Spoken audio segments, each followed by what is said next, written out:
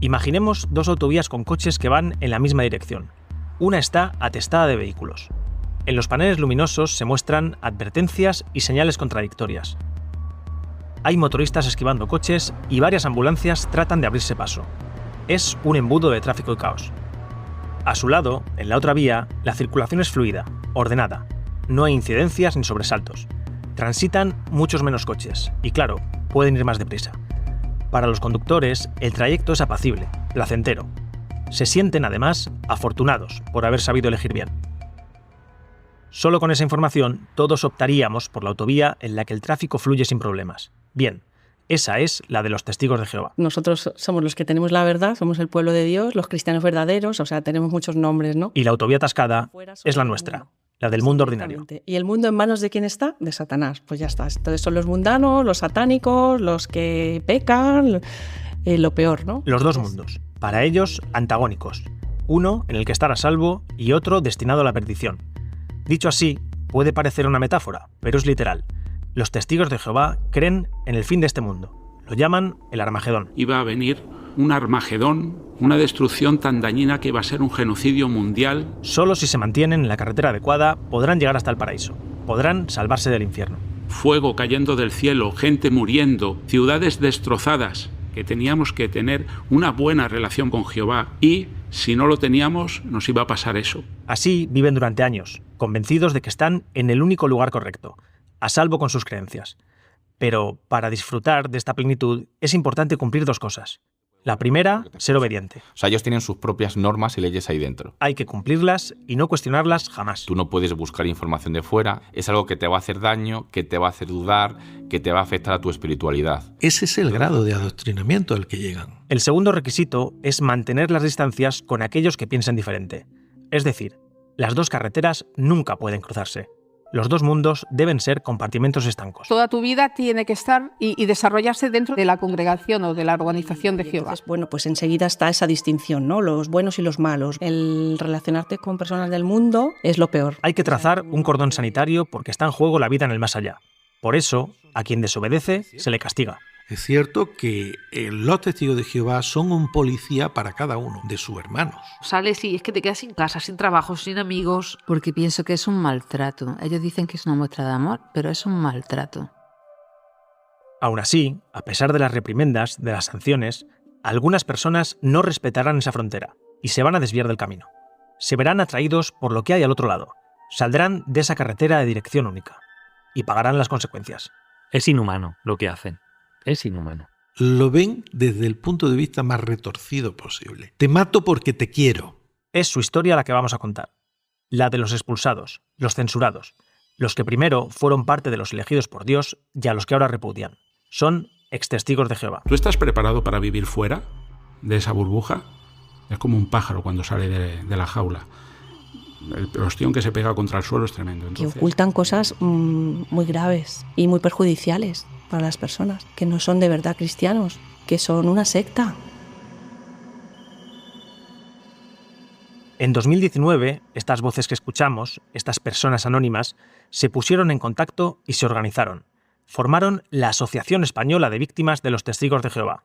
Y esa palabra, víctimas, es clave. Claro, hasta ese momento yo no había pensado en esa palabra, ¿no? Pero me pareció muy acertado. Víctimas, claro, somos víctimas. Pero desde la confesión a la que pertenecían se van a sentir ofendidos. Los testigos de Jehová dicen que su derecho al honor ha sido vulnerado, que ellos no han provocado ninguna víctima y entonces denuncian a la asociación. Exigen al juez que retiren sus estatutos y que dejen de llamarse así. Quieren que se disuelvan. Según ellos, las víctimas no pueden llamarse víctimas. Buenos días, señora. Tome asiento en la silla central. Y estas, para ganar el caso, tendrán que demostrar que sí lo son.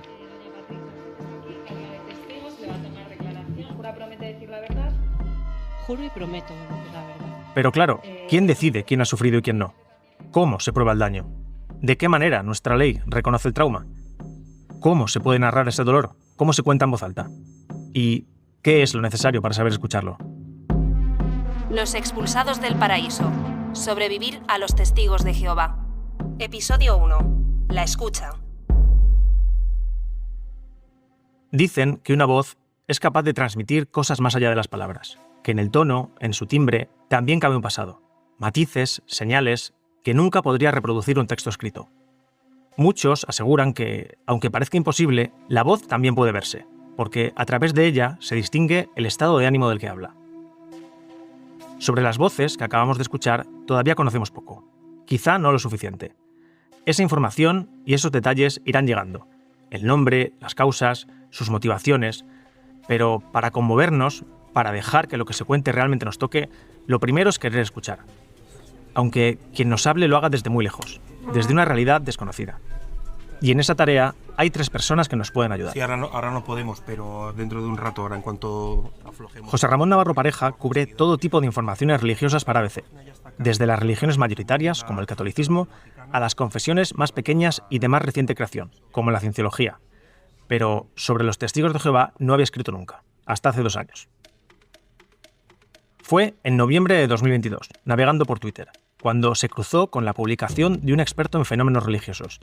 Anunciaba un juicio entre los testigos de Jehová y la Asociación de Víctimas. A José Ramón la noticia le sorprendió. Podemos pensar que unas víctimas de los testigos de Jehová o unas personas que se dicen víctimas de los testigos de Jehová sean los que hayan denunciado a la organización religiosa que los ha hecho víctimas, ¿no? Pero esta vez ocurrió todo lo contrario. Es la propia organización religiosa la que ha denunciado a sus antiguos adeptos que han decidido salirse, por la razón que sea, o que han sido expulsados, y que se han organizado en una asociación, ¿no? Entonces esto es lo que me llama la atención. Es cierto que José Ramón no había escrito antes sobre los testigos de Jehová, pero no porque no lo hubiera intentado. Llevaba años interesado en el tema. Pero siempre ha sido muy difícil poder informar sobre esta cuestión. José Ramón ya había oído historias sobre los extestigos, pero siempre se había encontrado con el mismo obstáculo. Contrastar fuentes, asegurarse de que esos testimonios de personas expulsadas no fueran visiones parciales, interesadas. Ahora, este juicio venía a resolver ese gran escollo. Es decir, que por primera vez iban a aparecer en un juicio por los casos que estas víctimas decían que habían sufrido, de violaciones, de maltrato personal, de ostracismo, de ser apartados o de ser conminados a no hablar con sus familiares. Iban a decirse en un juicio. Si tomáramos una fotografía de las creencias en España, a los testigos de Jehová les correspondería un porcentaje nada desdeñable. En nuestro país hay casi 1.400 congregaciones y más de 122.000 evangelizadores. Haciendo los cálculos, 1 de cada 400 españoles es testigo de Jehová. Aún así, sabemos poco de ellos. A pie de calle, los testigos de Jehová aún son identificados por su prohibición de aceptar transfusiones de sangre. Es una norma interna que ha provocado más de un caso polémico por causar alguna muerte entre sus fieles. Entonces yo creo que la sociedad española y la sociedad en general apenas conoce lo que hay dentro, cómo funcionan, cómo están organizados, cómo se financian. Todo eso no se conoce. Antes de que llegara al juicio, José Ramón comenzó a documentarse sobre lo que tendría que informar. Tiró de hemeroteca, artículos, entrevistas, reportajes, también libros y revistas, incluida La Atalaya, la principal revista editada por los testigos. Quizás se haya quedado sin trabajo y se pregunte cómo va a mantener a su familia. O tal vez este es un extracto del artículo Confíe en que Jehová lo ayudará pase lo que pase, publicado en noviembre de 2023. El primer número de La Atalaya se imprimió en 1879 y desde entonces sus no más de 16 páginas se siguen publicando de manera mensual. Es algo así como su boletín oficial, donde se recogen las doctrinas de la organización y los temas relacionados con el estilo de vida que deben seguir. La tirada de La Atalaya supera a cualquier otra publicación.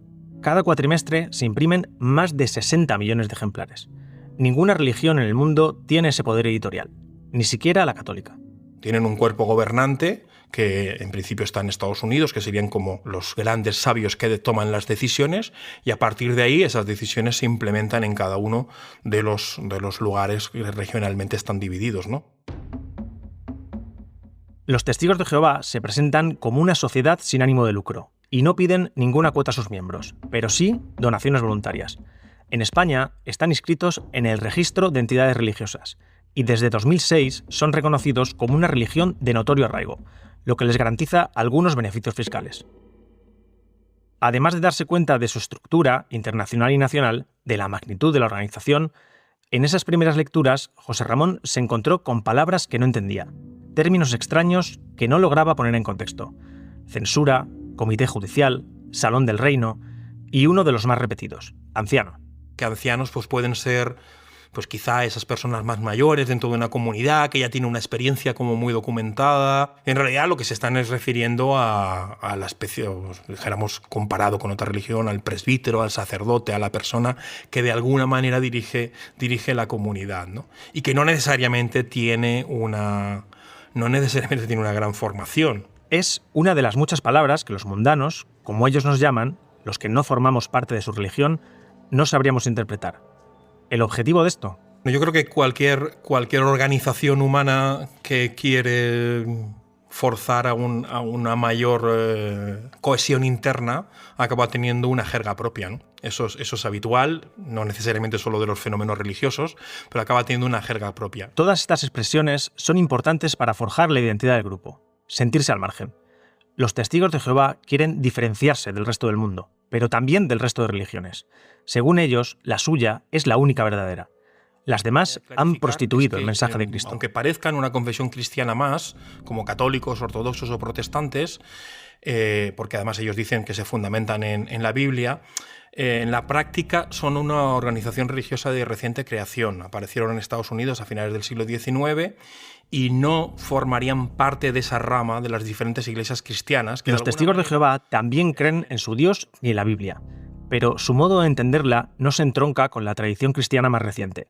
Esta es una de las grandes diferencias respecto al catolicismo. Cuando la Iglesia Católica ha hablado de la literalidad de la Biblia, se ha equivocado muchas veces con el concepto de la creación. El mundo no fue creado en 7 días, sino que eso es una historia que tiene un componente simbólico y que a partir de ahí hay que hacer una interpretación. Pero no es así en el caso de los testigos.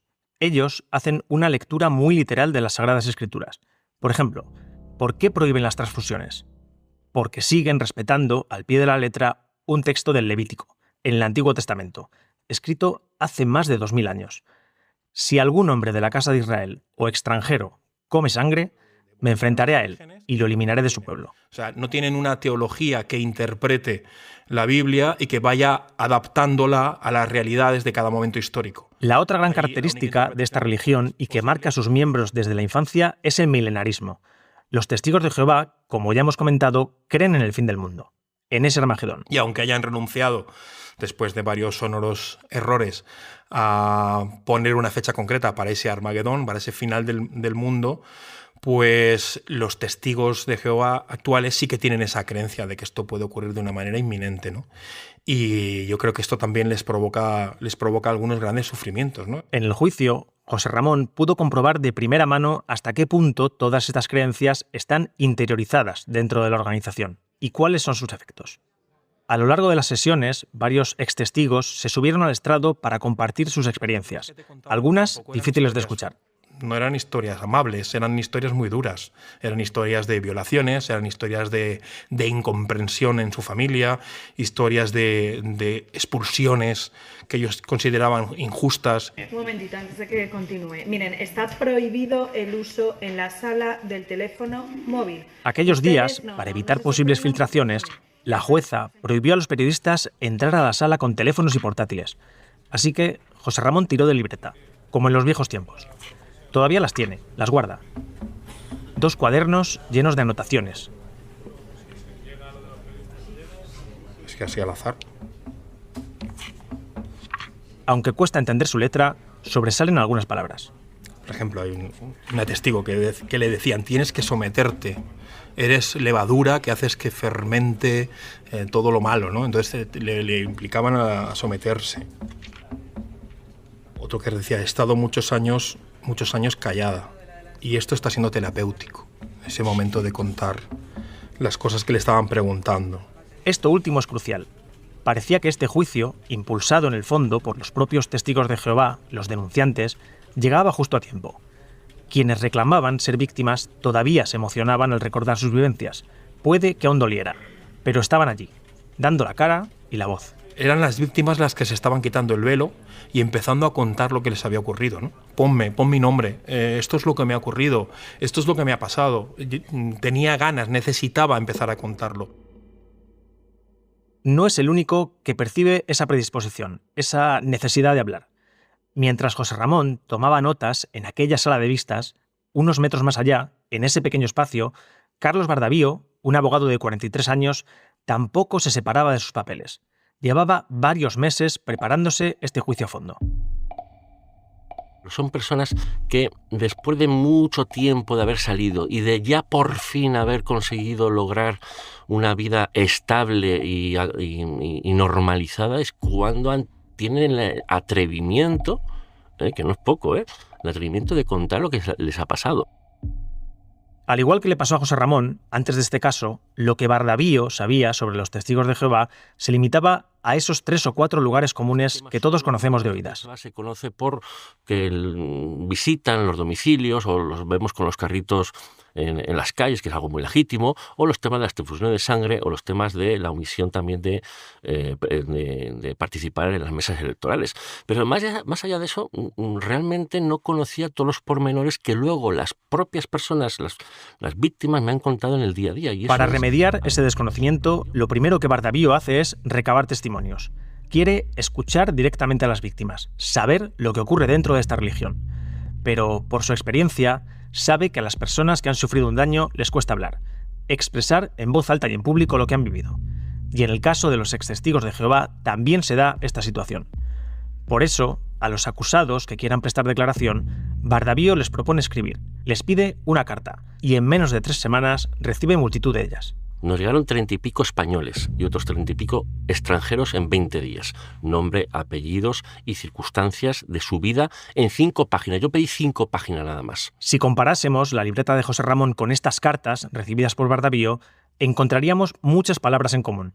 Control, abuso, engaño, presión, tristeza, enfado.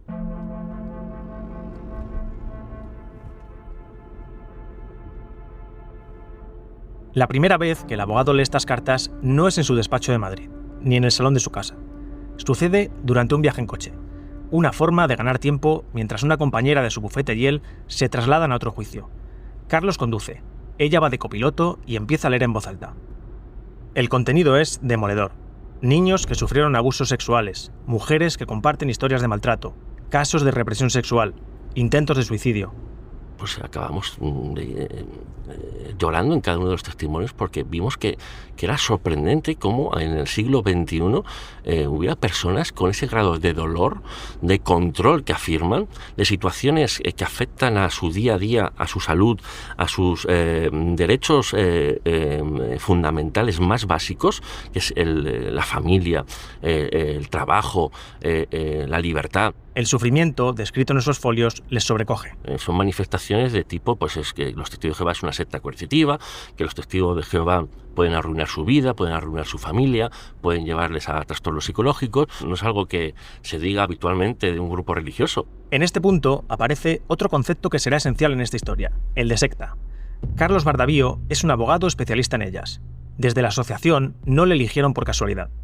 Él fue el primero en España en dedicar una tesis doctoral al estudio de las sectas y el derecho penal, un tema al que en nuestro país nadie antes había prestado esa atención académica.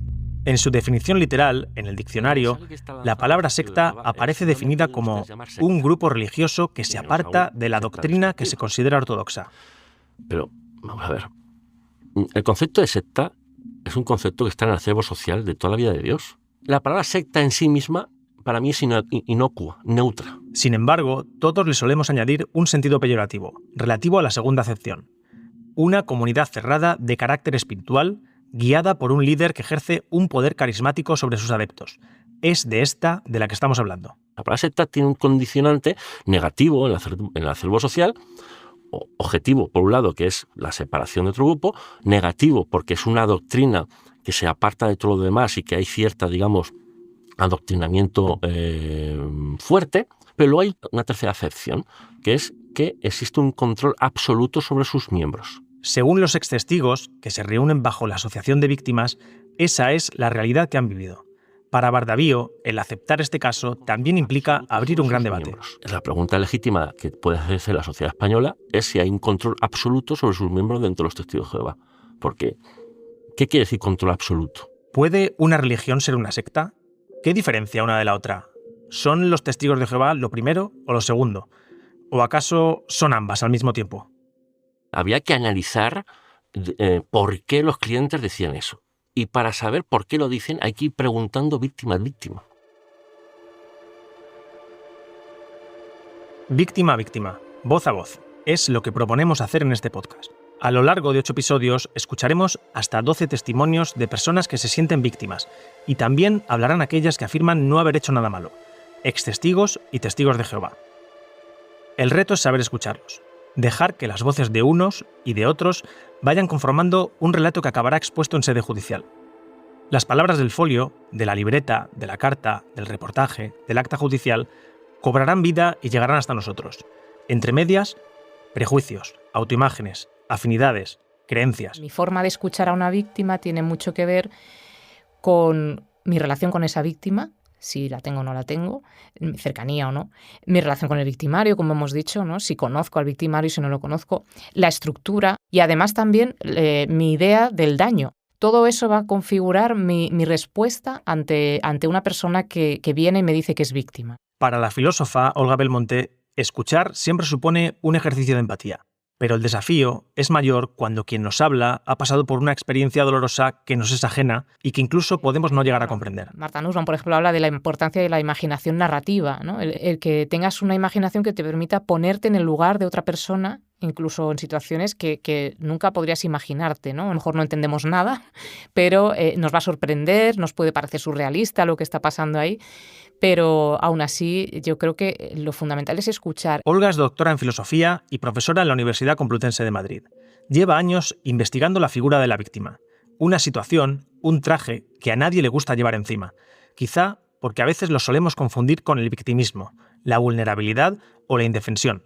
De ahí que sea más difícil identificarnos con ella. El ser víctima no tiene que ver con que tú seas más o menos frágil, tiene que ver con el poder de la otra persona que te está sometiendo. Que alguien sea consciente de que ha sufrido un daño y quiera compartirlo, como han hecho las personas desde la Asociación de Víctimas de los Testigos de Jehová, puede ser todo un proceso. Para Olga, el hecho de contarlo, a viva voz o por escrito, facilita asumir todo lo que ha ocurrido. Hay personas que dicen, no, yo es que hasta que no he podido elaborar el relato en primera persona, no me he dado cuenta de lo que significa y lo que ha significado para mí el haber vivido lo que he vivido. Es decir, el hecho de ponerle palabras es realmente tomar conciencia de qué es lo que te ha pasado. Olga ha volcado todo lo estudiado en este tiempo en un libro titulado Víctimas e ilesos. Su lectura nos proporciona algo así como unas instrucciones de escucha a las que iremos recurriendo en cada episodio. El elemento imprescindible para ser un buen oyente es limitarse a escuchar. Creo que lo fundamental es ese silencio, ese pararse, el frenar cualquier cosa que podamos añadir en esa situación. Es decir, que tenemos un montón de prejuicios y de formas de interpretar que van a estar ahí encima e intentar interrumpir eso. Entender mejor quién nos está hablando y qué necesitan de nosotros pasa por una propuesta más, un gesto final. Me gusta la imagen de descalzarnos, como estamos entrando en terreno sagrado. Ir con mucha suavidad, con mucho respeto, mucho vaciamiento de uno mismo para que quien esté en el centro sea la víctima y sobre todo decir, no, voy a escuchar y voy a escuchar de cero. El primer tramo de este trayecto comenzará en el próximo episodio y será desde esa autovía de único carril, una línea recta que lleva al paraíso. Nos guiarán las personas que pasaron por ella años antes, cuando todavía creían, con toda su fe, que iban en la dirección correcta. Ellos hablarán y nosotros escucharemos. Los expulsados del paraíso, sobrevivir a los testigos de Jehová, es una investigación periodística de ABC realizada por José Ramón Navarro Pareja y narrada por Juan López Córcoles. Guión, Juan López Córcoles, Andrea Morán y María Romero. Diseño sonoro, Rodrigo Ortiz de Zárate. Entrevistas, Manuel Garre, Juan López Córcoles y María Romero. Idea original, Javier Nadales. Producción ejecutiva, José Ángel Esteban y Javier Nadales. Dirección, Andrea Morán. ABC no se hace responsable de las afirmaciones ni opiniones expresadas por las personas que participan en esta serie.